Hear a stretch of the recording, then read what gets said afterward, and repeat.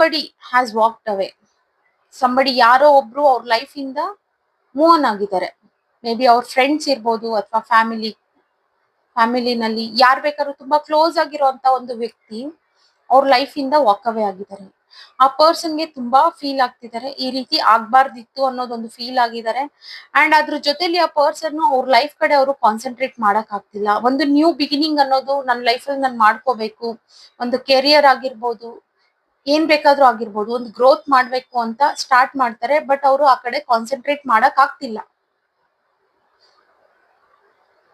Clarify ಮಾಡೋಣ.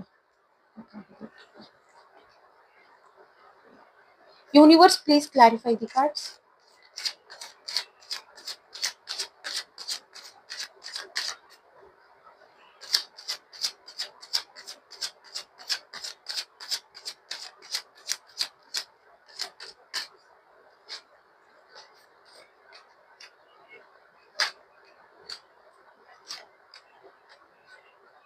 Somebody has cheated.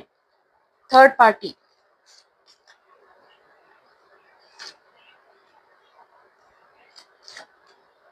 ತುಂಬಾ ತುಂಬಾ ತುಂಬಾ ಹರ್ಟ್ ಆಗಿದ್ದಾರೆ. ಡೀಪ್ ಲೆವೆಲ್ ಅಲ್ಲಿ ಹರ್ಟ್ ಆಗಿದ್ದಾರೆ ನಿಮ್ ಪರ್ಸನ್.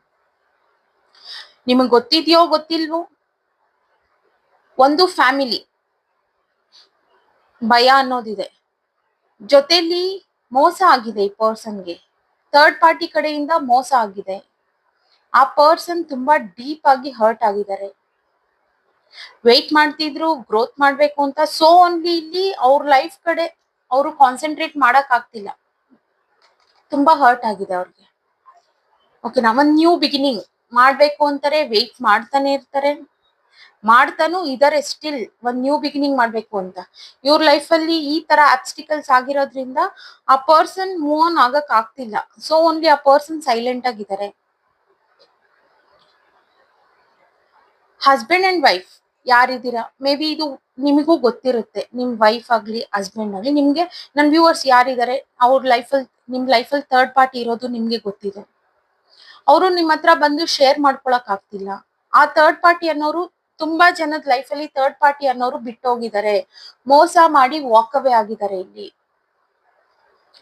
ಚೀಟಿಂಗ್ ಕಾರ್ಡ್, ಮೋಸ ಮಾಡಿ ಬಿಟ್ಟೋಗಿದ್ದಾರೆ ಆ ಪರ್ಸನ್.